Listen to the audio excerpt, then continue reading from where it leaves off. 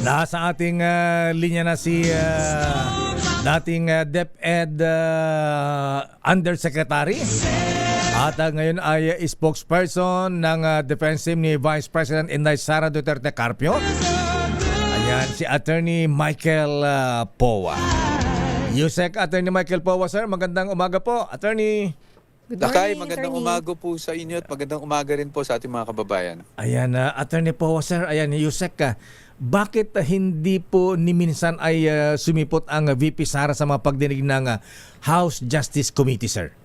Opo, Lakay, kasi meron talaga tayong objection doon sa naging mga proceedings or nature ng mga proceedings sa kinoconduct dyan. Yan nga po yung naging sanhi. Kaya tayo nag-file ng petisyon sa Korte Suprema questioning yung proceedings dahil sa aming pananaw ay hindi na po saklaw ng initiation ng impeachment ang nangyayari or kahit ihanlin tulad nila sa preliminary investigation. Ang pananaw kasi natin venturing into trial na po kasi yung mga nagaganap dyan na sa tingin namin ay dapat sa Senado na ginagawa at hindi dito sa Committee on Justice. So paano nyo tutugunan o pinaghahandaan itong resulta ng report ng hearing ng Justice Committee, Attorney Powa, sir? Sabi, Opo. meron na pong probable cause against VP.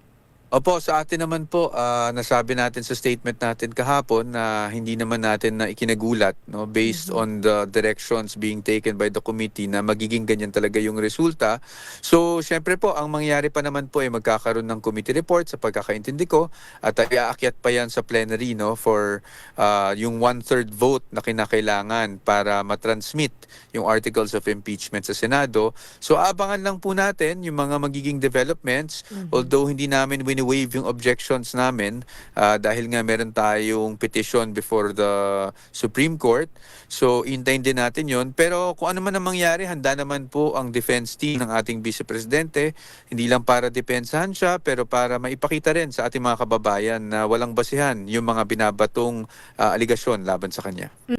Attorney, Sister El po ito, nabanggit nyo nga po na hindi umattend dito sa Justice Committee dahil kumbaga ine-expect na natin yung magiging result. Pero once po na matransmit dyan po sa Senado ang inyo po bang Articles of impeachment. Articles of impeachment, once na matransmit, attend po ba ang Vice Presidente? Hindi po matutulad dito sa nangyari sa House Justice Committee? Well, definitely we will participate in the proceedings.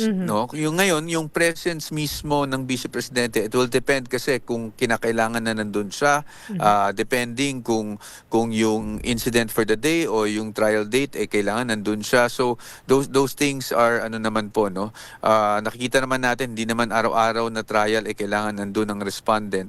So pero sa atin definitely kung umakyat to sa Senate we will participate without waiving syempre yung aming paring aming objections dito sa nangyari kung paano nagsimula itong articles of impeachment, kumbaga kung paano yung proceedings ito sa Committee on Justice. Okay. Sa attorney, sino po ang members ng defense panel? Kayo ba ang Opo. lead?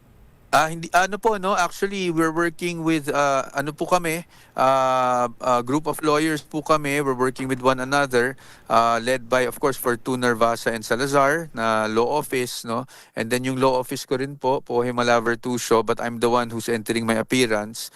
And then meron din po kami sila Attorney Ralph Podota and Attorney Mark Vinluan.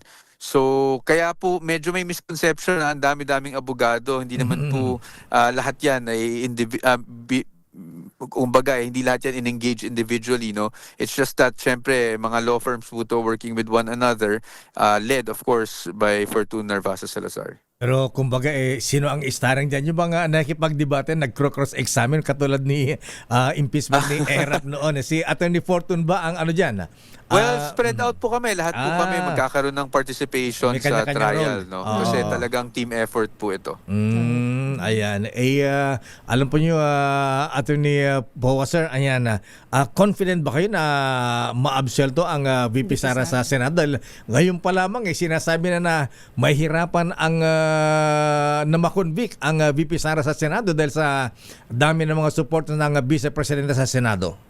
Well, yan po kasi I think lakay nang gagaling yan dun sa yung mga nagbibilang ng numero based on political alliances, etc. Yes, sir. No? Sa Yes. atin naman, sa legal, we don't really want to go into the political kasi that's beyond our control eh. Anong makokontrol lang po namin ay yung mga ebidensyang iprepresenta namin, the way we cross-examine, yung ebidensya ng prosecution. So, dyan po confident tayo na talagang mapapatunayan natin na wala namang pagkakasalang ating Vice Presidente. Specifically, yung mga impeachable offenses, no, wala namang ganun. So, dyan, confident po tayo. Siyempre, we are hopeful that the senators will of course vote based on the evidence. And yan naman po, we have to give our senators the benefit of the doubt pagdating sa mga bagay na yan. Ayan na, sinasabi na matibay na pong ebidensya at ni POA. Ayan na, si Congresswoman Laila de Lima, yung threat ng Vice Presidente sa Pangulong Marcos at First Lady at Speaker Martin.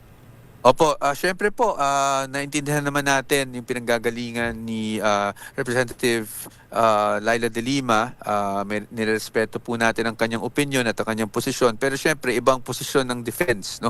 Ganyan naman po talaga sa litigation. So sa amin naman po, ang aming pananaw, wala pong, dyan po sa mga allegations sila, wala pong matibay na ebidensya at papapatunayan po natin na yun nga po, no, na walang basehan yung mga aligasyon.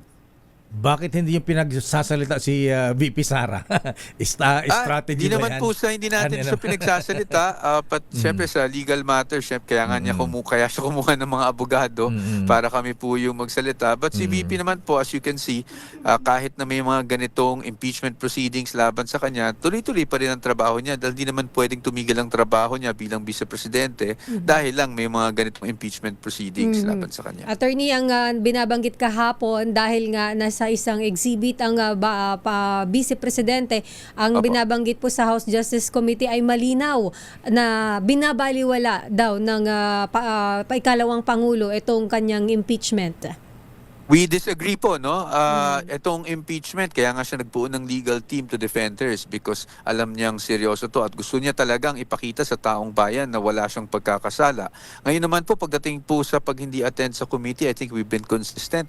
It's because we have serious constitutional objections doon sa mga ginaganap sa committee, doon sa the way na nakakalap yung mga allegedly mga pieces of evidence. So ang VP naman po, hindi ko nga maintindihan, wala naman pong masama sa ginawa niya dahil yung ginawa naman po niya kahapon ay parte ng kanyang trabaho bilang Vice Presidente. Hindi po pwede tumigil ang trabaho ng Vice Presidente dahil lang po, no, may mga ganitong aligasyon laban sa kanya. Attorney POA, sir, maraming salamat sa paliwanag. Thank you and good morning. Thank you, Attorney. Maraming salamat, Lakay. Maraming salamat, Sister El. At thank you for the opportunity to be on your show. Magandang umaga po sa ating mga kababayan. Thank you very Thank much, you sir, po. at good luck.